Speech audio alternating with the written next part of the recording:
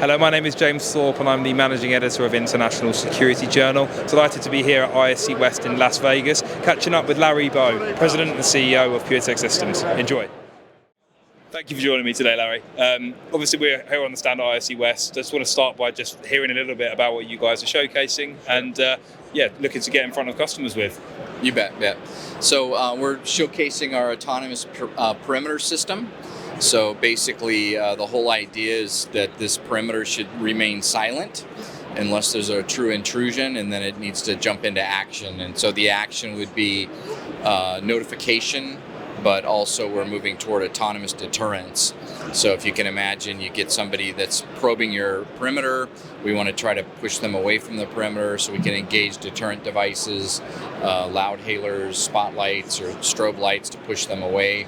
Our system is all geospatial, so they'll know exactly, the users will know exactly where the person is, but the big challenge in this market has not been detection historically, it's been nuisance alarm levels.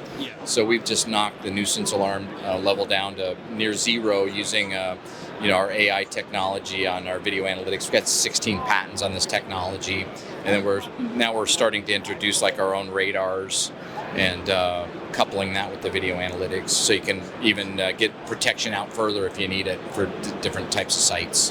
Fantastic. And I don't want to be too buzzwordy, but if we jump to AI as a focus, you talk about that autonomy and in perimeter protection. Obviously, how does that really boost effectiveness? What are you seeing in terms of those deployments and how it's happening in action?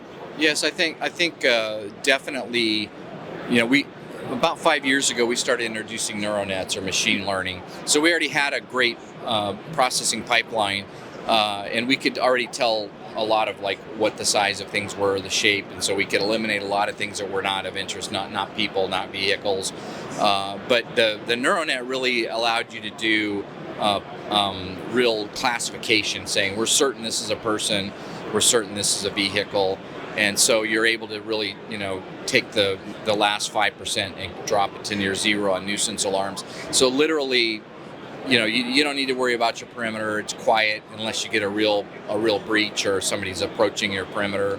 And so the effectiveness has gone way up. The guy's not sitting there clearing nuisance alarms anymore. He's just, he can be doing other things. And then if there's a notification, he has high confidence that it's real. Yeah.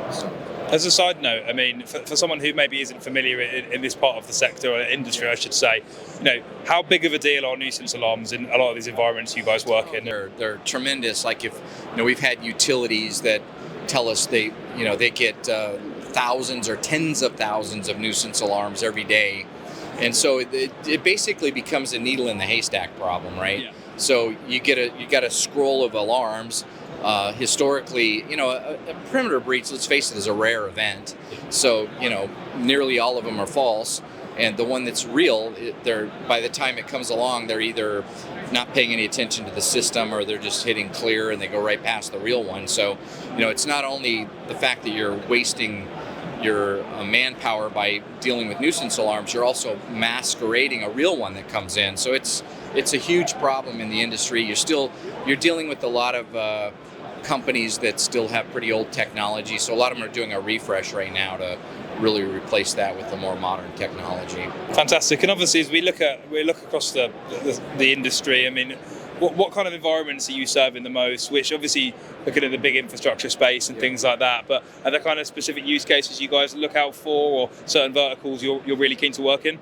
Yeah, in terms of markets, critical. If you want to put a big label on critical infrastructure, but if you think about seaports, airports, utilities, we've done long stretches of transit tracks where something gets on that track. It's also a safety issue. It might be a person, it might be an obstacle. The train comes along, it could be very detrimental, obviously, and so that's a big market for us. You wouldn't believe it, but stuff gets on tracks, and then we contact the train control system automatically, and they stop the train before something happens.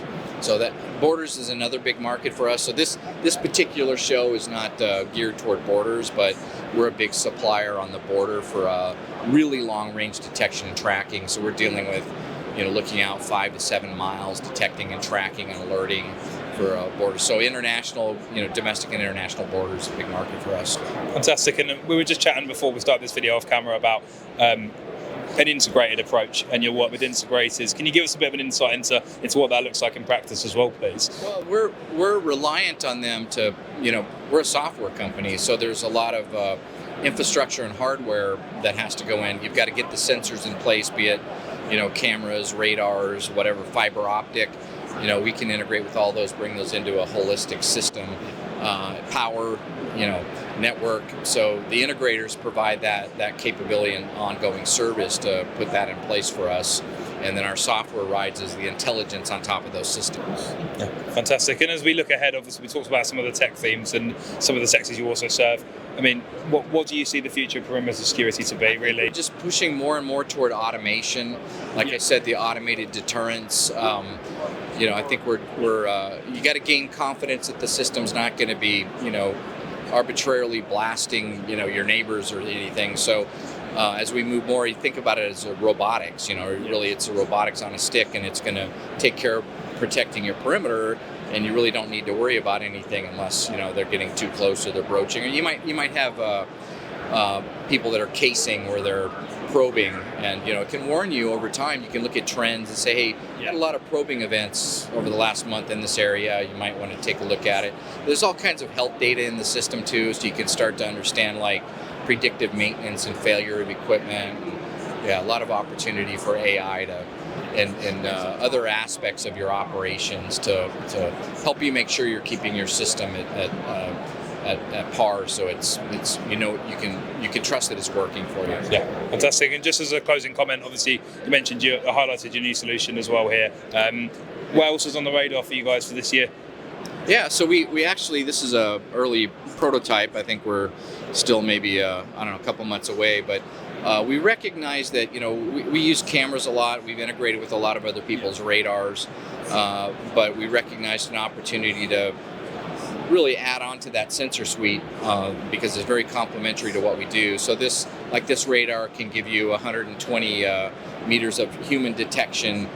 So if you need a bigger buffer on your perimeter, this will be tightly integrated with our system. It's PoE, just plug it in, and you're good to go.